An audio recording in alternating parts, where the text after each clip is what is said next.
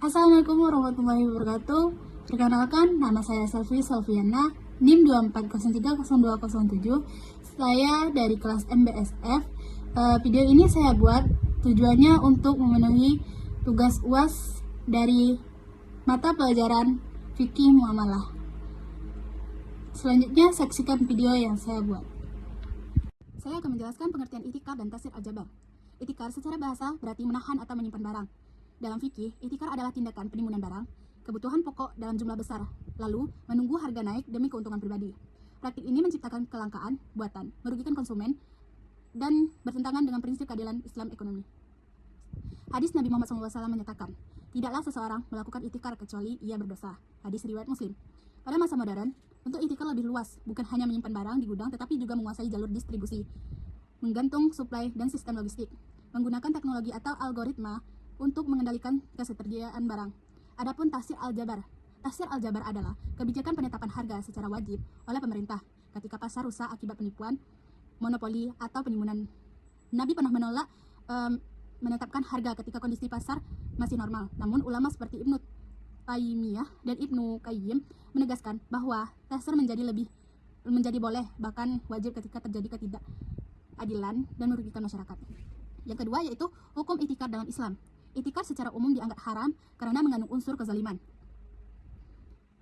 manipulasi harga, dan merugikan kepentingan umum. Hadis yang menjadi landasan yaitu tidaklah seorang melakukan itikar secara kecuali ia orang yang berdosa. Hadis riwayat Muslim. Ulama menjelaskan bahwa itikar merusakkan stabilitas pasar dan mengancam kelangsungan hidup masyarakat.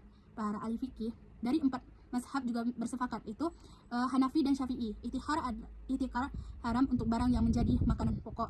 Menurut Maliki dan Hambali, yaitu keharaman berlaku untuk semua barang yang dibutuhkan masyarakat. Menurut Ibnu Taimiyah, menganggap itikar sebagai bentuk kezaliman yang wajib dicegah pemerintah. Dalam konteks modern, lembaga fatwa seperti MUI serta lembaga internasional memasuki praktek rekayasa suplai, menguasai rantai pasok, dan menahan stok digital sebagai bentuk itikar yang hukumnya sama haram. Yang ketiga, indikator terjadi itikar. Ulama menetapkan beberapa indikator untuk menentukan apakah suatu tindakan termasuk itikar: menahan atau menyimpan barang dalam jumlah besar hingga ketersediaan di pasar berkurang, adanya niat menaiki harga dengan menciptakan kelangkaan buatan.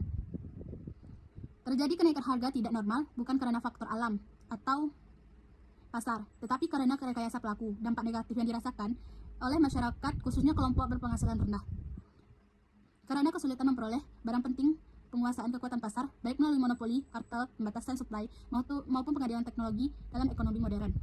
Indikator ini meluaskan praktik seperti penahanan stok melalui sistem penggudang otomatis, manipulasi suplai virtual di platform digital. Yang keempat itu jenis barang yang menjadi objek itikar. Yang pertama yaitu barang kebutuhan pokok seperti beras, tepung, gandum, kurma, dan air. Barang ini vital untuk kelangsungan hidup hingga penimbunan paling dilarang. Selanjutnya yaitu barang kebutuhan vital modern termasuk energi, BBM, gas, listrik, obat-obatan, vaksin, dan alat kesehatan. Penimbunan barang vital dapat mengancam keselamatan jiwa masyarakat. Selanjutnya, barang penunjang stabilitas ekonomi, contohnya pupuk, pakan ternak, bahan bangunan. Penimbunan barang-barang ini dapat mengganggu kegiatan produktif dan ekonomi nasional. Selanjutnya yaitu barang yang dikuasai monopoli atau kartel, meskipun tidak ditimbun di gudang. Pembatasan suplai oleh kelompok tertentu tetap dikategorikan sebagai itikar struktural.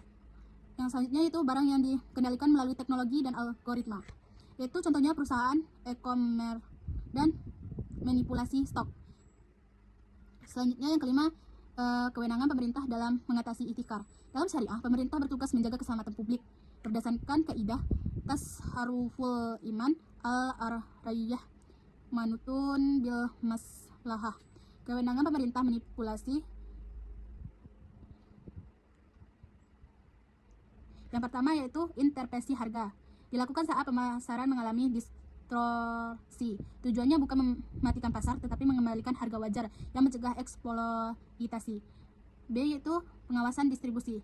Mencakup pemeriksaan gudang, monitoring rantai pasok, pengawasan sistem digital, dan platform dagang.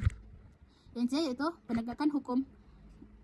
Pemerintahan berhak memberi denda, menyita barang, pembekuan izin usaha. D yaitu operasi pasar, menstabilitaskan harga dengan meningkatkan pasok pasar, contohnya peran Bulog di Indonesia. Yang E itu regulasi anti monopoli untuk menjaga pasar tetap kompetitif sehat, dan tidak dikuasai satu pihak. Selanjutnya, yang keenam yaitu hikmah larangan ihtikar. Larangan ihtikar mengundang hikmah, menghindari sifat tamak, dan mendidik moral pedagang, melindungi masyarakat dari beban harga tinggi dan kalangan barang, menjaga stabilitas harga dan kesehatan pasar. Yang ketujuh yaitu monopoli dan hubungannya dengan ihtikar. Monopoli terjadi ketika satu pihak menguasai pasar secara dominan. Monopoli dapat menjadi sumber ihtikar karena pelaku mampu menahan produksi, mengatur suplai, menentukan harga sesuka hati, membatasi akses pihak lain. Monopoli tidak selalu haram, tetapi menjadi haram ketika menimbulkan kerugian publik. Kartel adalah monopoli kolektif. Kelompok produsen bekerja sama mengatur suplai dan harga, sangat identik dengan ihtikar. Yang kedelapan yaitu pendapat ulama tentang taksir. Yang pertama yaitu ulama yang menolak taksir berdalil pada hadis Nabi menolak menetapkan harga, menolak berlaku hanya saat pasar berjalan normal. Selanjutnya, ulama yang membolehkan atau mewajibkan, Ibnu Taimiyah dan Ibnu Al-Qayyim. Taksir dibolehkan bahkan wajib ketika ada kezaliman, manipulasi, atau menimbulkan penimbunan barang.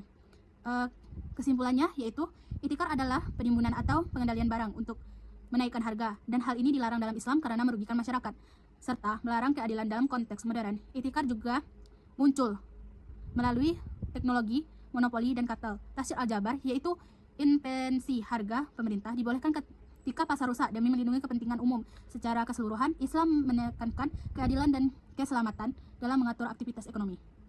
Sekian penjelasan dari saya tutup. Wabillahi taufiq wal hidayah. Wassalamualaikum warahmatullahi wabarakatuh.